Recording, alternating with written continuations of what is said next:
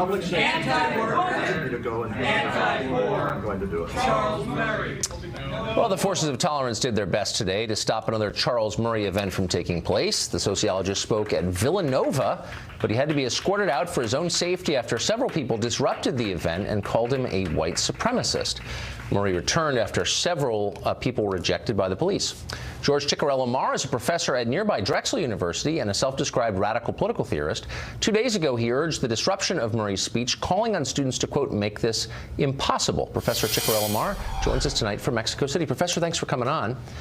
I wonder if you see something inconsistent with someone who teaches at a university dedicated to the idea of the open exchange of ideas, calling for ideas he disagrees with to be shut down.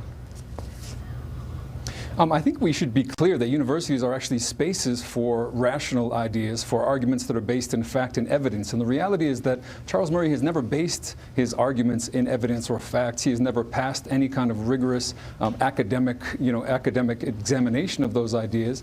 He doesn't publish with academic presses. Instead, he's actually had his research paid for by right-wing think tanks. They've paid for him to write books like The Bell Curve. They paid for those books to be published, and then they actually paid for journalists to read and take seminars on those books to spread the gospel, as it were. So this is kind of the worst kind of pseudo-intellectual pay for play, and that doesn't guarantee you a platform on a university campus. So because he hasn't been published in academic journals and hasn't passed through the gauntlet of other professors assessing his work, though of course he has, because he has been an academic, but by that standard, I don't know, Plato, Aristotle, Socrates, none of them, I recall, published in academic journals. Is their writing also out of bounds on Drexel's campus? So I think the question is really also about the content of these writings. Let's be clear. This is someone who is defined as a white nationalist by the Southern Poverty Law Center, someone who burned crosses in his youth and went on to play a role in violent counterinsurgency during the Vietnam War, and then who went on to support mass incarceration, the gutting of welfare. Okay, let me just stop you there. Just back up one step. He burned crosses in his youth. I know Charles Murray. I know quite a bit about him. I've read his books. I'm sure, unlike you, I'm not familiar with that. Can you substantiate that claim?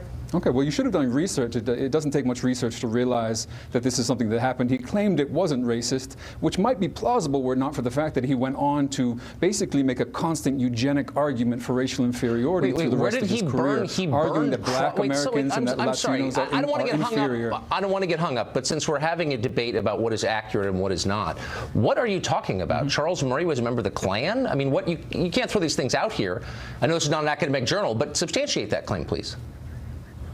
Now, I mean, Tucker, I'm pretty sure you know what Google is, and I'm pretty sure you know how to do research. And if you did that, then you would realize that this is something he's admitted to, although he claimed that it had no racial undertones. Unfortunately, as I said, he went on to write that blacks and Latinos are racially inferior, that they're genetically debased. And he's gone on more recently, actually, this might be interesting for your audience, that he's gone on more recently to actually argue that poor whites are becoming genetically inferior as well. This is someone who uses the most flimsy pseudoscience that's been debunked in every way possible, and yet people continue to take it seriously because it makes them feel better. So look, you're saying that someone who makes racially inflammatory claims that haven't been vetted by the academic establishment shouldn't be allowed to speak on a college campus, and yet people have said that of you. You called on Twitter for, and I'm quoting, white genocide, obviously a racially inflammatory thing to say. People tried to shut you down, and you called those people a mob and defended academic freedom when it applied to you.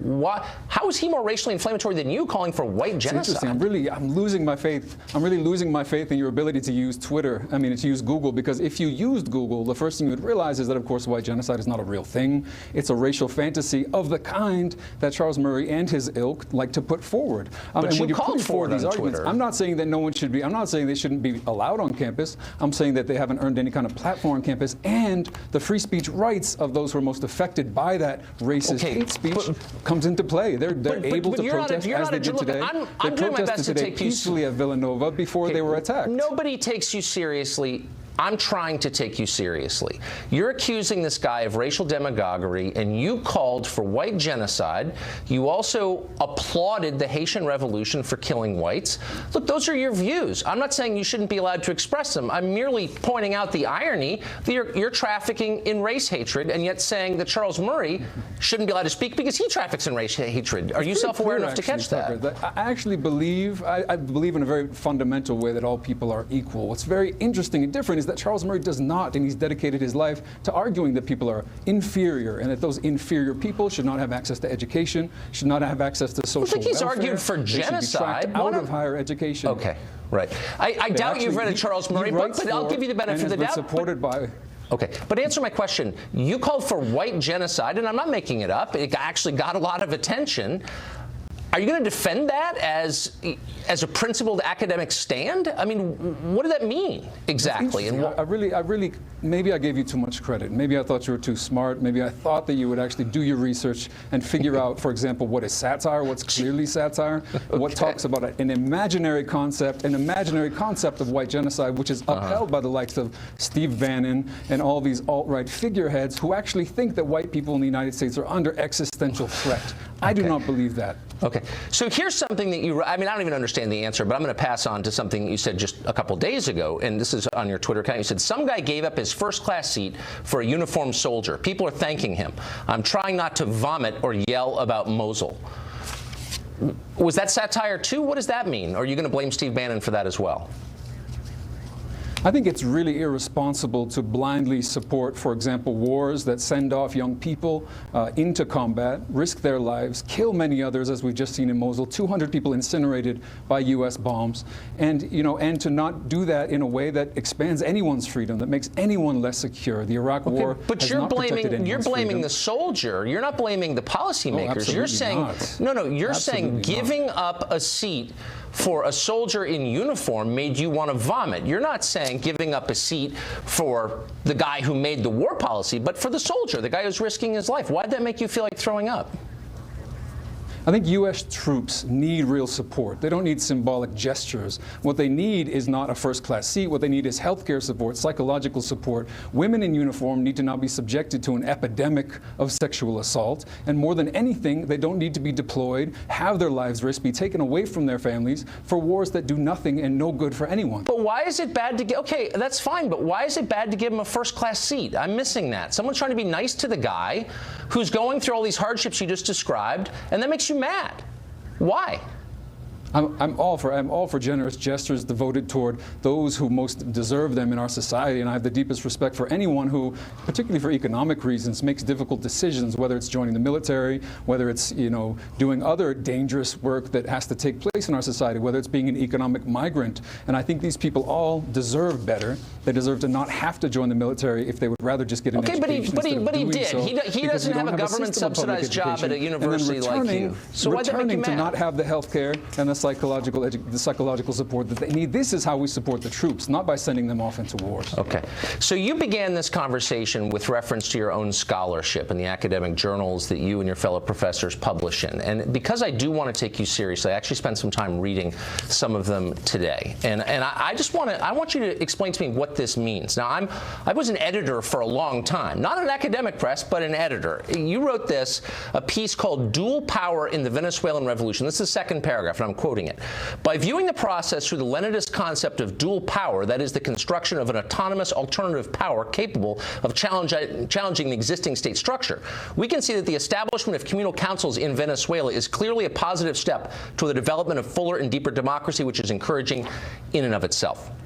Now, that's a sentence with too many adjectives, a passive construction, imprecise language. It's high school writing. It's crap. And I'm wondering, is your scholarship serious? I really appreciate you digging into the vaults. I appreciate you digging into the vaults to actually closely read some of my You're not an impressive scholar. Really that's what I'm saying. You're a performance artist. That's not impressive. That's shown himself unable to use Google today. This is really interesting. I've got 3 books what does that mean? I just read. I don't need to flout academic credentials in front of you.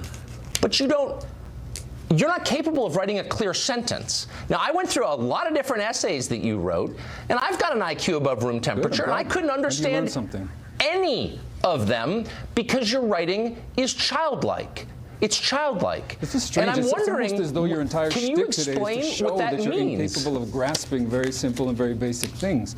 Okay, I've done so what extensive is studies on popular power in Venezuela, on the development of what are called communal councils. I know them better than most, and I know what it means to develop these participatory institutions of democracy in Venezuela. I'm glad to talk about them. But if your entire shtick is to come on here and say that you can't understand basic English and basic sentences, I'm really not sure where to start. But Tucker. it's not basic English. I've spent a lot of time writing and editing basic English, and it's designed to make the idea clearer, not to cloak them from people. So two things are going on. Either you don't really know what you're saying because you don't understand it yourself, or you're trying to hide it from the person for whom you're writing. And neither one is impressive. And I guess my point is the only writing I have read by you that I can understand clearly are your tweets, and they seem to be designed to shock people, to get attention. It seems, again, a species of performance art, not scholarship. Has this occurred to you? I mean, performance art is scholarship. Let's be real about that. But you seem to be able to understand the very short pieces that I write, and yet when you sit down to try to read the longer things, you suddenly want to perform your own inability to actually read and to digest. Plenty of people have read my work; they appreciate it, and yet you're here defending someone like Charles Murray, who very few people defend, who is a I'm not defending Charles Murray. Racist. I'm defending. No, I'm defending. I'm defending about them. We're here talking about. I'm defending his right to say what he thinks. And I think that underpins all scholarship, is the right of people to say what they believe. We call it free speech. It's enshrined in the Bill of Rights, in the First Amendment to that bill. So I'm just surprised that you're not for that, but then I guess I shouldn't be, because you defend Hugo Chavez. But let me just ask you one final question. If your tweet... Now, at no point in the First Amendment does it say that no one should use their free speech to protest. And I think you know that perfectly well. No, but it's not a question of protesting. Does it say that free speech should not be loud, it should not be disruptive, it should not be unruly. These are things that have a long and venerated tradition in the United States. And I'm not against protest, as you know. Free speech is very different. Free speech is very different from access to an academic platform. It's silly. You're trying to prevent him from saying what he thinks. Right-wing think tanks. Okay. Last question. The tweet that you're unwilling to defend about feeling nauseous as you see a man in uniform getting a first-class seat, you protected that. You prevented the public from seeing that right after you tweeted it. If you're proud of what you think and you can defend what you think, why did you do that? I believe absolutely in the right of people to use these platforms. I believe in the right of Charles Murray, of course, to take to Twitter and to say, you know, to spew his kind of violent racism. But that doesn't mean that he should be invited onto a university campus to do so. I'm sorry. I don't have a lot of time. I just want you to answer my question. Those people that he says are inferior, he says are inferior, have every right to protest to him, to take to the streets, to demand that he not be able to speak. But you're not answering my question. Their existence as human beings. You're going on He's saying racism, that they're racism, inferior. Okay. Yes. I got it. It's racism. Are you going to answer my question? If you don't want to recognize Charles Murray as a racist, why are you protecting your Twitter feed if you can defend your position? Why are you hiding it from the public? Sometimes you need to protect your Twitter feed when people who like to go on and on about free speech decide that it's time to violently threaten people who are using that free speech. I would not violently threaten a Charles Murray. Says the man who called for white genocide. And yet, you didn't major in irony. I can see, Professor. Right to go speak at Villanova. I gotta go. Absolutely absurd. Thanks for joining us tonight.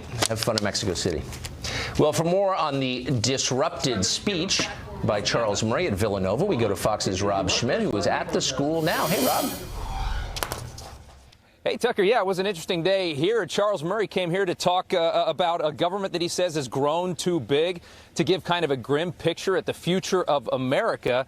But it was tough for him to do that today. And a book from his past that you guys have been talking about, The Bell Curve, actually the reason that protesters showed up here today, a few of them anyway, calling him a racist, interrupting a lecture that he was giving to a small group here. Some of the highlights from that were one protester spitting in the face of a student that came to watch the lecture, and also another one who argued, while arguing for his own right to free speech, told Mr. Murray that he would not be able to speak. Here's another one. We'll show you now. Anti-worker, anti-poor, Charles Murray, no more. Public safety. Anti-worker, To go and anti-poor, I'm going to do it. Charles Murray, no more. Well, Murray, a libertarian political scientist, created quite a stir back in the 90s when he published The Bell Curve. That's a book that in part tied the IQ of Americans to how successful they will be, and also published IQ averages of Americans according to ethnicity. And just to go through the four there that were published, in first place, certain sects of Jews.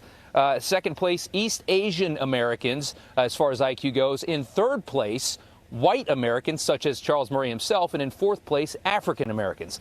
So, of course, this drew a lot of controversy at the time and has for years now, though the book is scientific. And Murray says that the findings of it are largely supported by the American Psychological Association. He has been branded as a racist by a number of people on the left.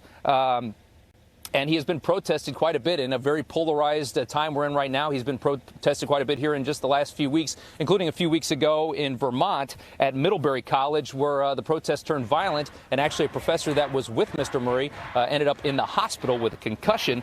We spoke to some who attended today's lecture about the hatred for Mr. Murray. And we asked them about what they thought of the lecture and what they thought about such violence and such hatred towards this man.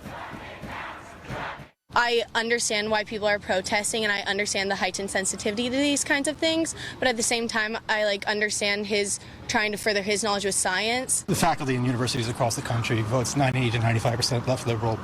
Yeah. They view free speech as the enemy of moral truth at this point, and so it just has to be tamped down. Well, a few of the protesters had to be escorted out by police. Murray was able to finish the speech, though interrupted a number of times. And he actually clarified the findings from his book, The Bell Curve, to a young African-American student who went up to protest him. And I'm not sure that he won her over, but he certainly did make an impression on her and really kind of soften the mood in the room. Tucker, we'll send it back to you. Thanks, Rob. Pretty sure The Bell Curve was not the book he was there to talk about, actually, but no one paid attention to that.